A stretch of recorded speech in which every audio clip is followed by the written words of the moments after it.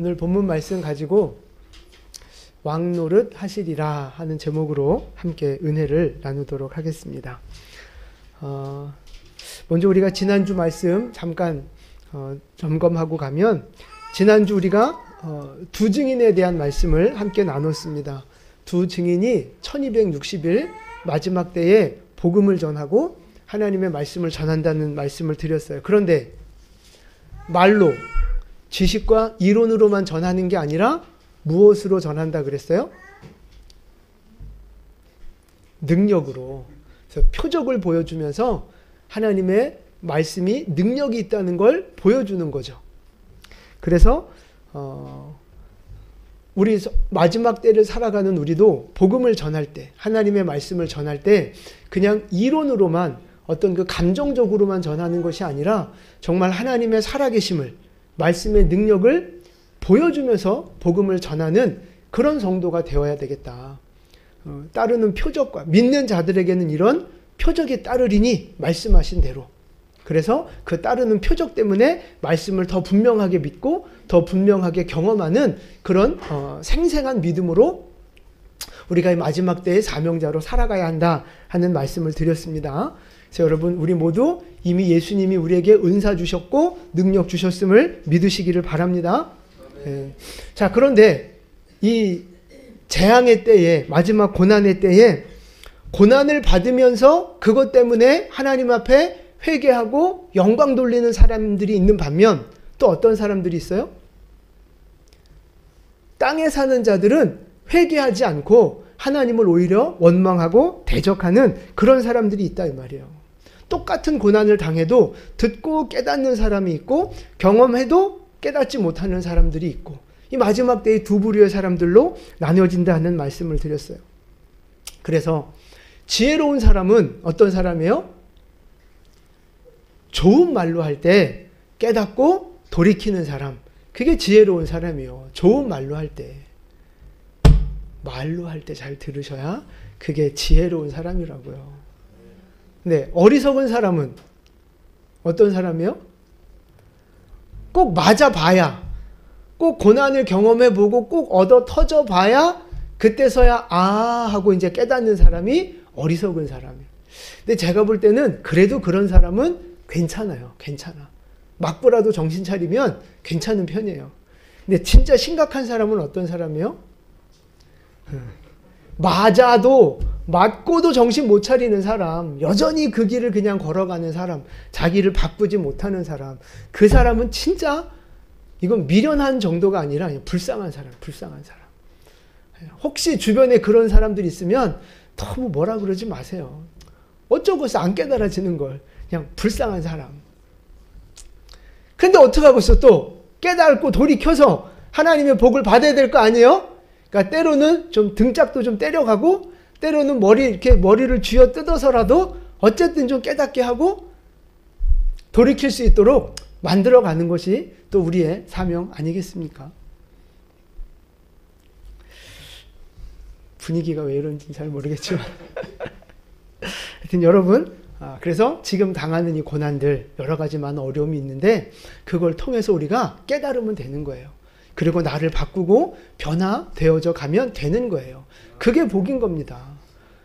그게 복인 거예요.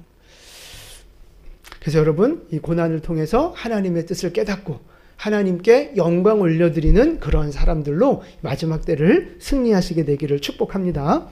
자, 지금까지가 7 나팔 재앙 중에 몇 번째까지 불린 거예요?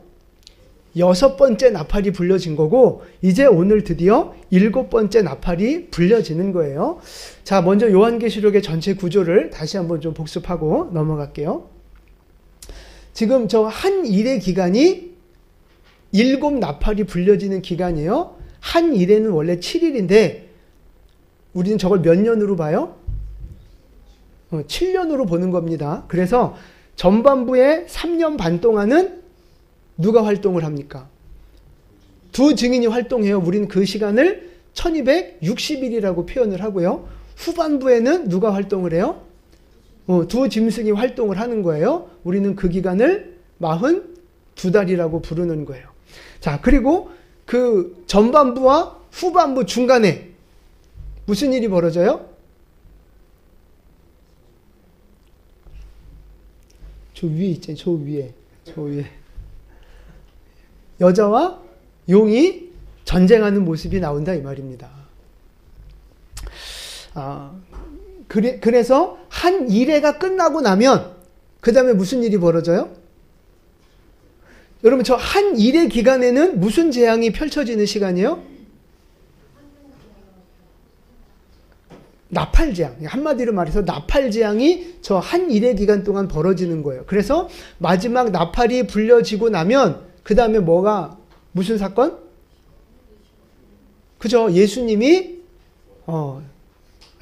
부활하셨고 이제 우리가 부활하는 거죠. 우리가 부활하고 이제 우리가 올라가는 휴거되어지는 그런 일들이 벌어지고 나서 일곱 대접재앙, 천년왕국 이제 이런 순서로 이제 마지막 때가 가는 거예요. 물론 이 흐름에 동의하지 않는 관점들도 있지만 하여튼 우리 교회는 그 최진숙 목사님의 견해를 따라서 이렇게 하고 있다는 말씀을 다시 한번 드립니다. 자, 그래서 일곱 나팔, 그러니까 요한계시록의 가장 중심적인 내용들이 어느 기간이냐 하면 바로 이 한일의 기간이에요. 한일의 기간. 한일의 기간은 8장부터 13장까지 내용이거든요. 그래서 8장 그 다음 거 혹시 있죠? 네. 그래서 이제 한일에 집중해서 좀 본다면 8장부터 13장까지가 전체 한일의 이야기인데 일곱 나팔의 이야기인데 8장과 9장은요. 우리가 다 살펴본 거잖아요. 나팔재앙의 전체적인 개요를 설명을 한 것으로 보시면 좋고요.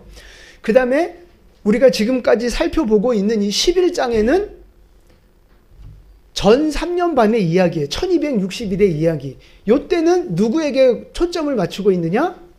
두 증인에게 초점을 맞추고 있는 거예요. 그 다음에 13장은 후반부 한 일이에요. 후반부 3년 반. 그때는 누가 활동해요? 두짐승이 활동하는 시대. 그때 그 이야기의 핵심은 누구한테 가 있느냐 하면 성도들. 전반부에는 활동하는 두 증인, 후반부에는 물론 짐승도 활동하지만 그 안에서 성도들이 어떻게 되는가를 이렇게 포커스를 맞추고 있는 거예요. 그럼 그 중간에 있는 12장은요. 12장이 바로 한 일회의 가장 중간에 있는 사건이거든요. 이제 우리가 다음 주부터 살펴보게 될 텐데 이때는 무슨 일이 있어요? 용과 여자와 용 그리고 그죠 이제 여자 이스라엘을 상징하는 여자와 용 하나님과 용의 이제 전쟁 그 영적 전쟁이 벌어지는 것이 바로 12장의 내용입니다. 자, 요 흐름을 여러분 머릿속에 두시고 이제 우리 말씀을 좀 살펴보도록 할게요. 자, 그래서 이제 오늘 15절 보니까 일곱째 나팔이 불려지는 거예요. 그럼 여러분 우리가 알고 있는 신앙적인 상식에서 마지막 나팔이 불려지면 그 다음에 무슨 일이 벌어져요?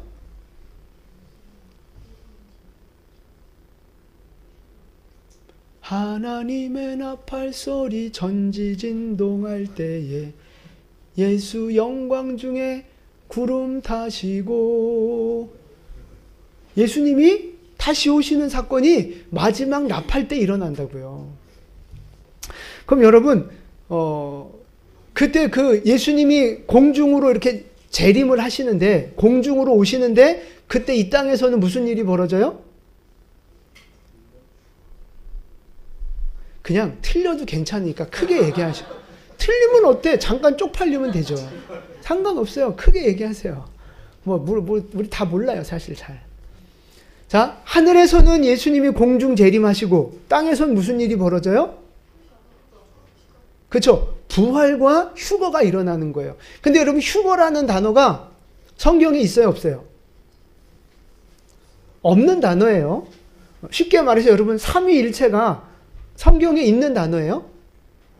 없는 거예요. 근데 이제 우리가 신학적으로 만들어낸 단어죠. 휴거도 마찬가지예요. 성경에 휴거라는 단어는 없지만 우리가 신학적으로 만들어낸 단어인데 그 휴거를 보여주는 휴거라는 단어는 없지만 휴거의 사건을 보여주는 말씀이 있어요.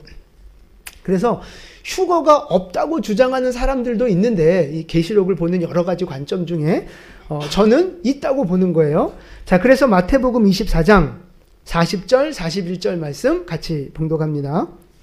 그때에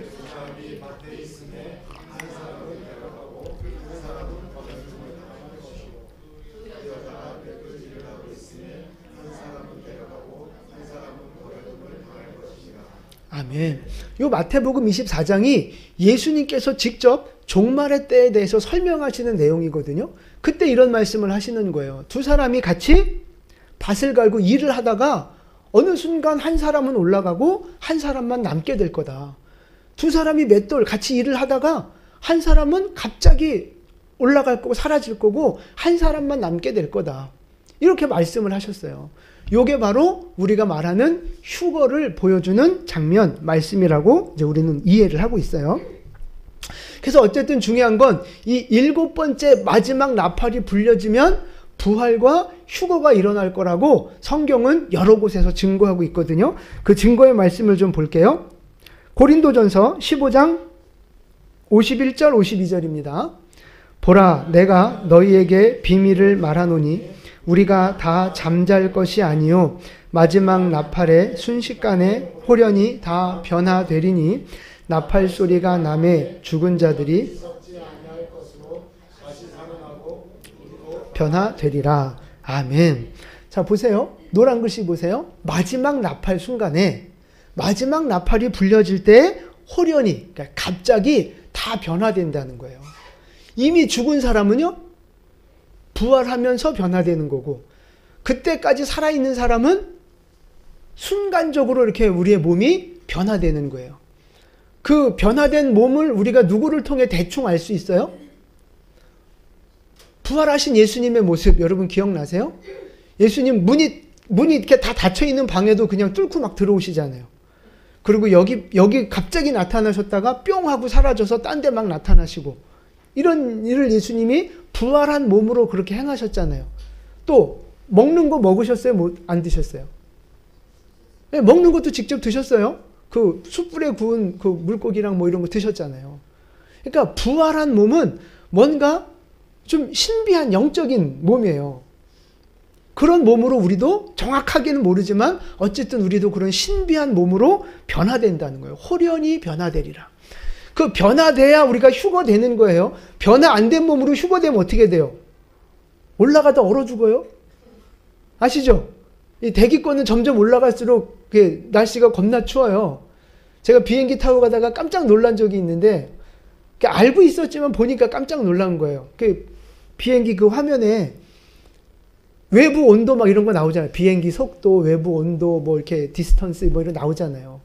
근데 그때 온도가 보니까 한 꼭대기에 있을 때 보니까 70 몇 도가 나오더라고요.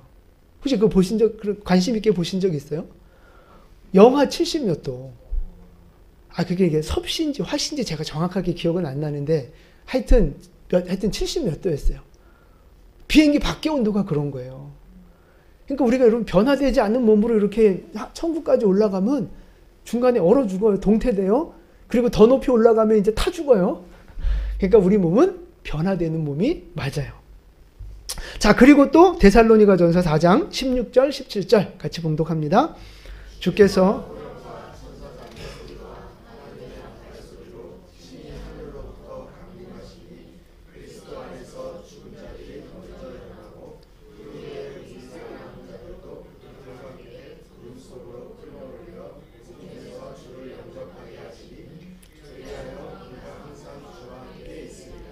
아멘.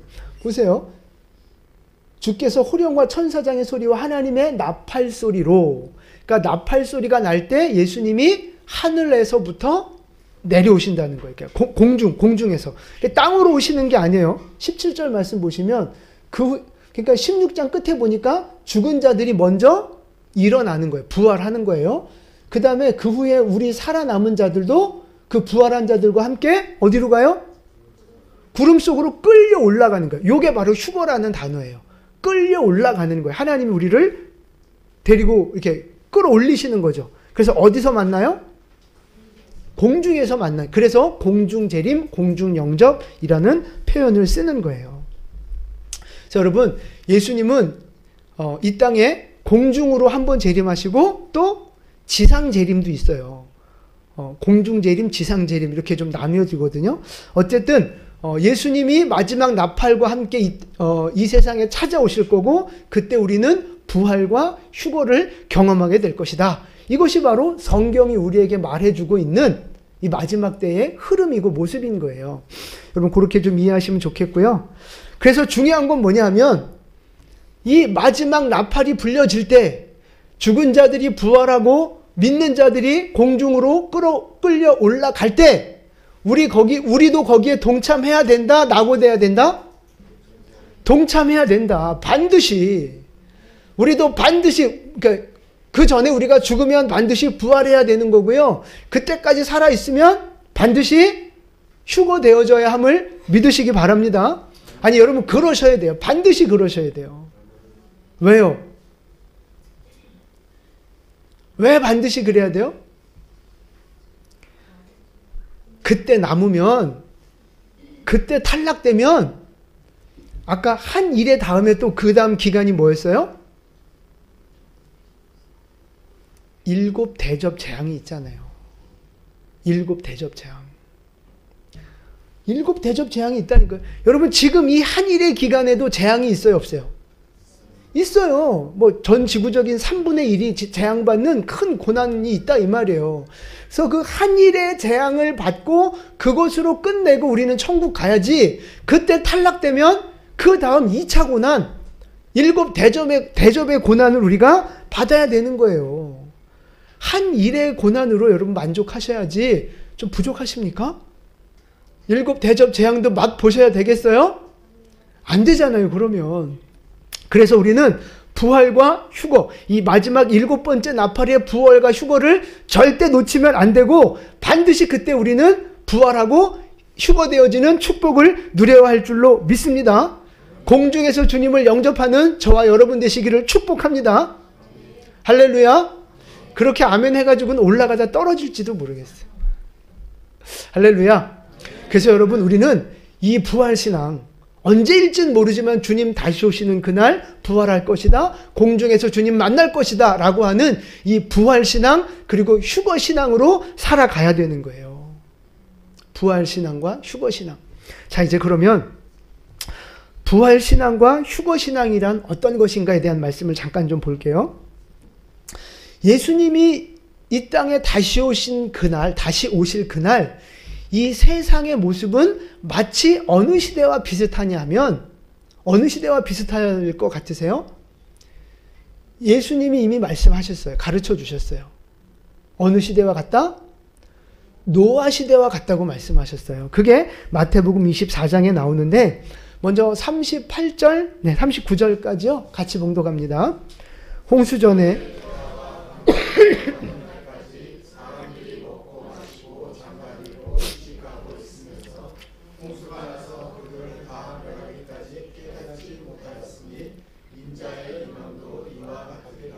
아멘. 보세요. 노아의 홍수가 오기 전에 노아는 배를 만들고 있었고, 세상 사람들은 어떻게 살고 있었어요? 먹고 마시고 장가들고 시집가고. 그럼 먹고 마시고 장가들고 시집가는 게 나쁜 거예요? 죄예요? 시집 가야 될 거 아니야. 예진이도. 예빈이도 시집 가야 될 거 아니야? 병현이, 연이도 장가 가야 되고, 그지? 네. 그게 나쁜 거예요?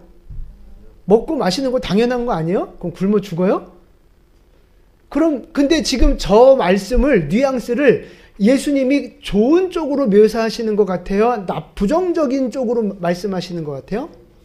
부정적인 모습이라고요. 아니, 그럼 결혼하고 먹고 마시고 잔치하는 게 왜 나쁘다고 말씀을 하실까요? 단순히 결혼, 단순히 생존을 위해 먹고 살아가는 그 문제를 말씀하시는 게 아니에요. 노아 시대 사람들은요, 어디에 사는 사람들? 예? 산에 살아요? 예. 땅에 사는 사람들. 바로 그걸 얘기하는 거예요. 육체를 위해 사는 사람들, 육신의 즐거움을 위해 사는 사람들, 하늘의 것, 천국, 영원한 소망과 상급, 사명 이런 데 관심이 없는 거예요. 노아 시대 사람들은요, 그냥 내 육체가 즐겁고 내 육체가 배부르고 내 육체가 만족하면 되는 거예요. 그 땅에 속하고 육신에 속한 그런 삶을 살아가고 있다는 걸 예수님이 지금 꼬집고 계시는 거예요. 영적인 것에 전혀 관심 없어요. 그냥 육신적인 것에만 관심이 있는 거예요. 하나님이 맡겨주신 사명, 거기 관심 없어요. 그냥 내 몸이 행복하면 되는 거예요. 땅에 속한 사람으로 살아가고 있는 거예요. 자, 그래서 그 사람들은, 아까 그 말씀 다시 보여주세요. 그 39절 보니까 그 사람들은 이 홍수와 심판을 알았어요, 몰랐어요? 알았는데 몰랐어요. 지금 말씀은 깨닫지 못했다 그랬잖아요. 그러니까 너무 이 세상에 빠져 있다 보니까 영적인 메시지, 영적인 그 하나님의 사인, 이거를 들어도 듣지 못한 거예요. 노아가 배를 만들면서 회개하라고 복음 전하라고 전도했겠어요? 안 했겠어요? 당연히 했죠. 근데 이 사람들은 들었으나 듣지 못한 거예요. 들었으나 깨닫지 못한 거예요. 그러니까 그냥 이 육신적인 세상적인 삶을 열심히 즐겁게 살다 어느 날 갑자기 심판을, 재앙을 당하게 되는 거죠. 전혀 준비하지 못하다가 갑자기 재앙을 당했다 이 말이에요. 근데 그 노아 시대의 그 모습이 언제랑 똑같다고요? 마지막 때 예수님이 다시 오실 그 시대의 모습하고 똑같다고 주님이 말씀하고 계세요. 여러분, 지금도 이제 우리가 마지막 때라고 이야기하는데, 지금 사람들이 뭐 교회 다니는 사람이든 안 다니는 사람들이든, 여러분, 우리가 기본적으로 우리가 어디에 속한 사람으로 살아갑니까? 땅에 속한 사람으로 살아갈 때가 너무 많은 거예요. 땅에 속한 사람으로. 그러니까 땅의 일을 생각하면서 육신적인 쾌락과 육신적인 만족과 물질적인 어떤 부유함과 성공들, 그런 것들만 바라보면서 우리가 신앙생활 할 때가 너무 많은 거예요. 그냥 내 몸만 즐거우면 되고 내 몸만 편하면 되고 문제만 없으면 되는 거예요. 땅에 속한 것에만 관심이 있는 거예요. 그럼 뭐에 관심이 없어요? 영적인 것에, 하늘의 것에 관심이 없어요. 하나님의 뜻이 뭔지, 하나님이 나에게 맡겨주신 사명이 뭔지, 천국과 지옥이 있는지 그런 거에 별로 관심 없어요. 하나님의 심판이 어떻게 될 건지 별로 관심 없어요. 관심이 없으니까 뭐도 안 해요? 준비도 안 해요. 관심이 없으니까 준비를 안 한다고요. 공부에 관심 없는 사람들은 시험 준비 안 하잖아요. 똑같은 거예요. 예수님의 재림, 예수님의 심판, 이거에 대한 개념이 없으니까 준비도 안 해요. 그러니까 그 사람들 입장에서는 그 재앙이 예고하고 오는 재앙이에요? 갑자기 오는 재앙이에요? 갑자기 오는 재앙이죠. 그렇게 느껴지는 거예요. 그래서 여러분, 우리도 지금 육신을 가지고 이 땅에 발을 디디고 우리도 살아가고 있는데, 우리라고 해서 육신의 것을 소홀히 하고 육신의 것을 일부러 막 멀리하거나 죄악시하고 뭐 그럴 필요가 없는 거예요. 그럴 필요는 없지만 우리가 거기에 매몰돼서는 절대 안 된다는 거예요. 땅에 속한 사람으로 살아선 안 된다 이 말입니다. 우리는 땅에, 우리의 육신은 땅에 속해 있지만 우리의 영적 신분은 어디에 속해 있는 거예요? 하늘에. 우리의 시민권은 하늘에 있는 거라고요. 그러니까 우리의 육신은 땅에 속해서 살아가지만 먹고 마시고 살아가는 것에도 우리가 관심을 가져야 되지만 근본적인 우리의 인생의 목표와 방향은 어디에 둬야 돼요? 하늘에, 천국에, 하나님의 뜻에 둬야 된다 이 말씀입니다. 그래서 여러분, 우리가 평소에 어떤 삶을 살아가야 되는 거예요? 영적인 삶. 왜? 뭐를 알기 때문에? 예수님이 다시 오신다는 걸 알기 때문에. 예수님이 우리를 심판하신다는 걸 알기 때문에. 이제 마지막 때 재앙들이 지나가면서 마지막 7번째 나팔이 불려지면 예수님이 다시 오신다는 걸 우리가 알기 때문에, 그거를 믿는 사람은 어떤 삶을 살아가야 된다고요? 영적인 삶. 하늘에 속한 삶을 살아가야 되는 거예요. 땅에 속한 삶, 육신에 속한 삶을 살아가면 안 된다 이 말입니다. 언제 그런 삶을 살아가는 거예요? 지금, 오늘. 평소라는 이 일반적인 삶 속에서 우리가 예배자의 삶을 살아가야 되고 말씀의 삶을 살아가야 되고 기도 생활을 하며 살아가야 된다 이 말이에요.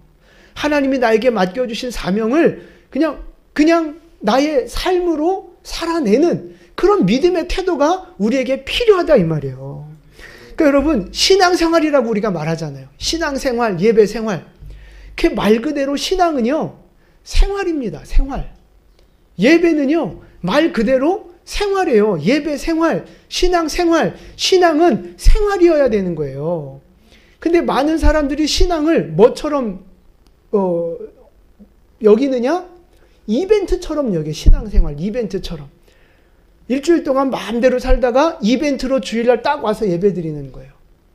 그냥 평소에 그냥 아무 생각 없이 그냥 육신대로 살다가 이벤트처럼 딱 성경 보고 이벤트처럼 어쩌다 한번 딱 기도하고, 아, 나 기도했어. 아, 나 성경 읽었어. 아, 나 사명 감당했어. 그러면 그런 신앙이 하나님이 원하시는 신앙은 그런 게 아니라 이 말입니다. 신앙은요, 이벤트가 아니에요. 신앙은 삶입니다. 우리의 생활이 돼야 되는 거예요. 여러분의 신앙을 한번 생각해 보십시오. 여러분의 신앙은 생활입니까? 이벤트입니까? 여러분 지금 이벤트처럼 신앙생활을 하고 계세요? 아니면 그냥 신앙이 여러분의 삶의 한 부분이 되었습니까? 여러분은 지금 땅에 속한 삶을 살아가고 계십니까? 하늘에 속한 삶을 살아가고 계십니까? 간절히 바라기는 우리의 신앙이 생활이 되어지기를 축복합니다. 여러분, 예배하는 거 당연히 특별하게 주일날 나와서 교회에서 정해진 시간에 특별히 나와서 예배하는 거 반드시 필요하죠. 그건 기본이에요. 기본. 그리고 그 이후의 삶은 우리의 가정 속에서, 세상 속에서 삶이 되어야 하는 거예요. 예배하는 삶, 하나님을 섬기는 삶, 세상을 섬기는 삶, 기도하는 삶, 예수님과 동행하는 삶. 여러분 꼭 기억하십시오. 신앙은 생활입니다. 삶입니다. 저 여러분, 신앙 생활을 잘 하시게 되기를 축복합니다. 이벤트성 신앙이 아니라 삶이 되는 신앙이 되어지기를 축복합니다. 그래서 예수님이 언젠진 모르지만 반드시 오실 텐데, 그 주님 오시는 그날, 주님이 우리를 들어 올리시는 그날, 기쁨으로 영광으로 주님을 맞이하는 여러분 될 수 있기를 예수님의 이름으로 축원을 드립니다. 아멘. 자, 이제 오늘 본문으로 다시 돌아와서요. 일곱째 천사가 나팔을 불 때 무슨 음성이 들려요? 자, 우리 15절 말씀 같이 봉독하겠습니다. 일곱째 천사가 나팔을 불매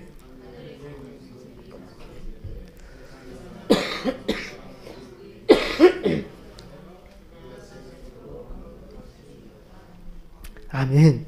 자, 어떤 일이 벌어진대요? 일곱 번째 나팔이 불려지면 세상 나라가 뭐가 돼요?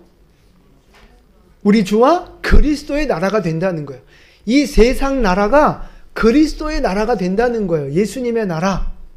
이게 바로 천년왕국을 지금 보여주는 거예요.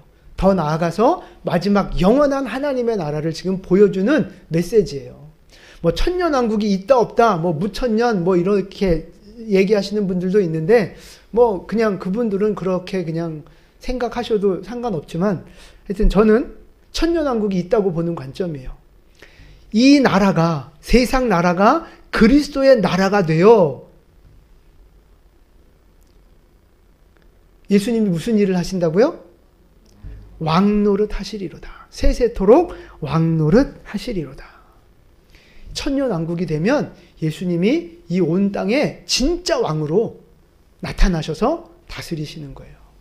그리고 그 모든 것들이 이제 다 끝나면 정말 영원한 하나님의 나라, 영원한 하나님이 왕노릇 하시는 그날이 오게 될 겁니다. 근데 여러분, 이제 여기서 예수님이 왕노릇 하신다는 말이 무슨 뜻이냐면 통치한다는 뜻이에요. 통치한다. 다스린다. 왕권을 행사한다. 그런 의미가 있어요. 뭐 당연한 거죠. 하나님의 나라니까 하나님이 왕권을 행사하시고 하나님이 다스리신다는 건 당연한 거죠. 그러면 예수님이 왕 노릇하시고 왕권을 행사하신다고 하는데 구체적으로 어떤 일을 행하실까요? 어떻게 통치하시고 어떻게 다스리신다는 거예요?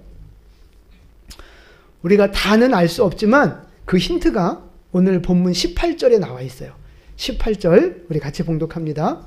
이방들이 분노하며 주의 진노가 내려 죽은 자를 심판하시며 종 선지자들과 성도들과 또 작은 자든지 큰 자든지 주의 이름을 경외하는 자들에게 상 주시며 또 땅을 망하게 하는 자들을 멸망시키실 때로소이다 하더라. 아멘.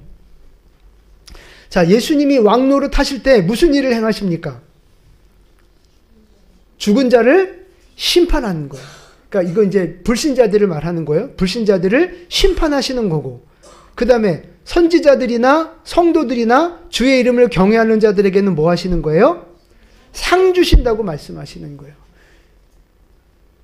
불신자들은 심판하시고 징계하시고 하나님의 백성들, 하나님을 경외하는 사람들에게는 상 주시는 일이 바로 예수님이 이 땅에 왕으로 오셔서 행하실 일들이라는 거예요.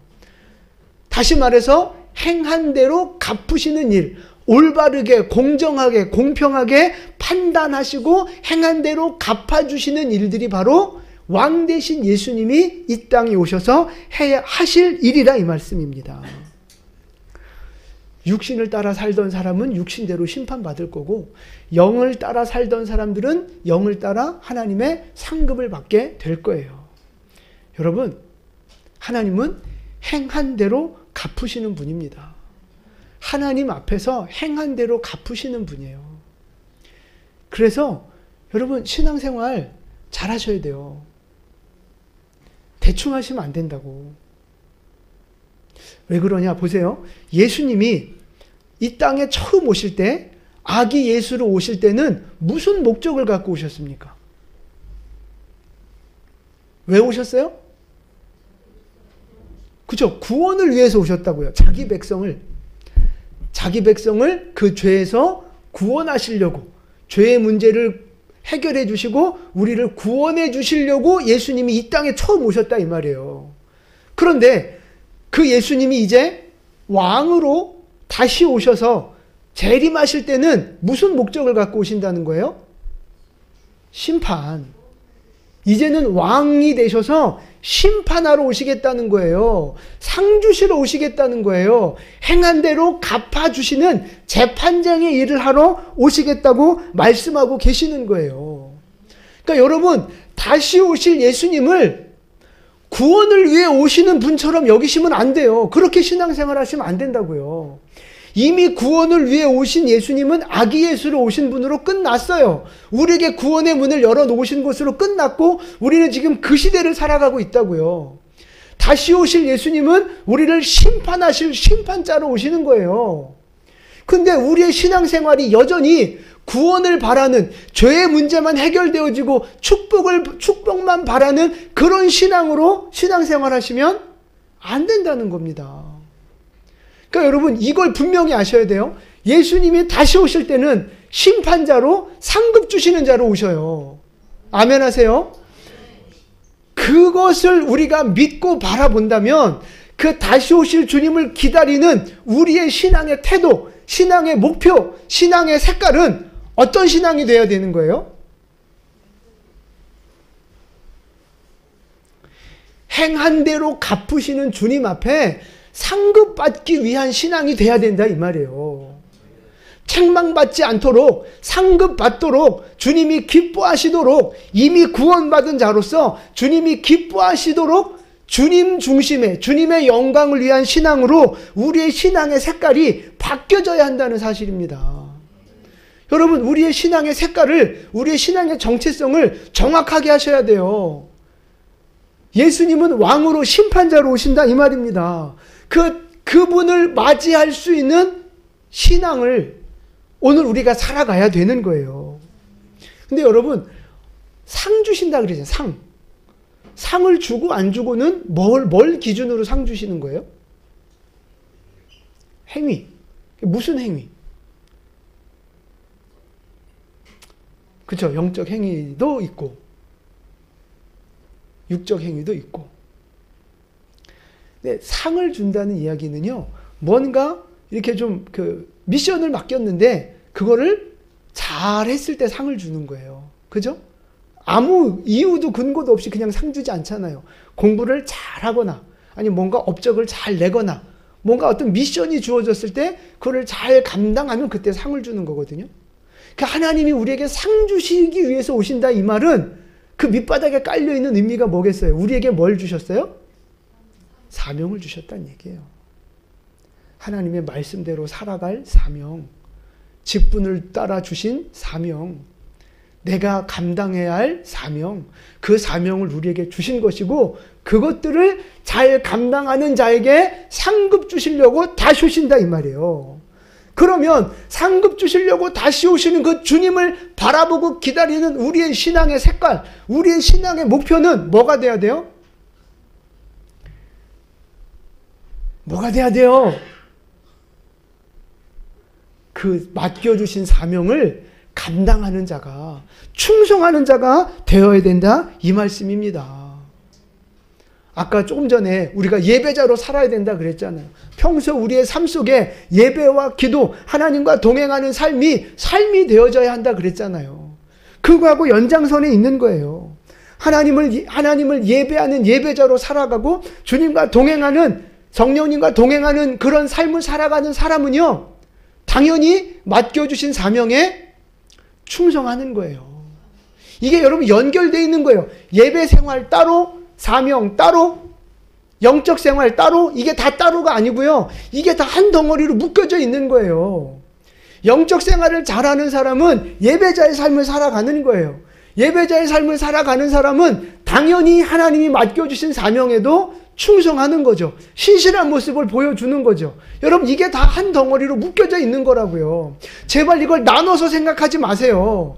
사명, 예배, 영적 생활 제발 따로 나누지 마시라고요. 그걸 따로 나누니까 이상한 신앙이 되는 거예요. 잘못된 신앙이 되는 거라고요. 교회의 모습이 다르고 세상에서의 모습이 달라지는 괴물 같은 신앙이 되는 거예요. 이단 같은 신앙이 되는 거예요. 주님이 다시 오셔서 우리를 심판하실 텐데, 상 주시고 벌 주시고 책망하시고 칭찬하실 텐데, 그것이 여러분 분명하게 믿어진다면 우리의 신앙의 태도를 분명하게 하셔야 된다 이 말입니다. 신앙의 색깔을 똑바로 하셔야 되는 거예요. 그럼 여러분의 지금 신앙의 목표와 색깔, 지금 여러분이 하고 있는 신앙생활의 방향은 어떻습니까? 땅에 속한 자처럼 육신적인 축복을 받고 육신적인 문제를 해결받고 세상에서 잘 먹고 잘 사는 그것이 여러분 신앙의 목표입니까? 아니면 하나님의 뜻을 행하고 맡겨진 사명을 감당하고 내가 더 주님의 영광을 위해 살아가고자 하는 영에 속한 자로, 하늘에 속한 자로 그렇게 신앙생활을 하고 계십니까? 지금 여러분의 신앙의 포인트가, 초점이 어디에 맞춰져 있느냐 하는 거예요. 여러분, 구원만을 위한 신앙 안 됩니다. 축복만을 위한 신앙 안 됩니다. 이거는 그냥 기초가 돼야 되는 거예요. 기초. 이 기초를 넘어서서 기복신앙을 넘고 구원에만 만족하는 그런 신앙을 넘어서서 우리의 신앙은 어디로 나가야 돼요?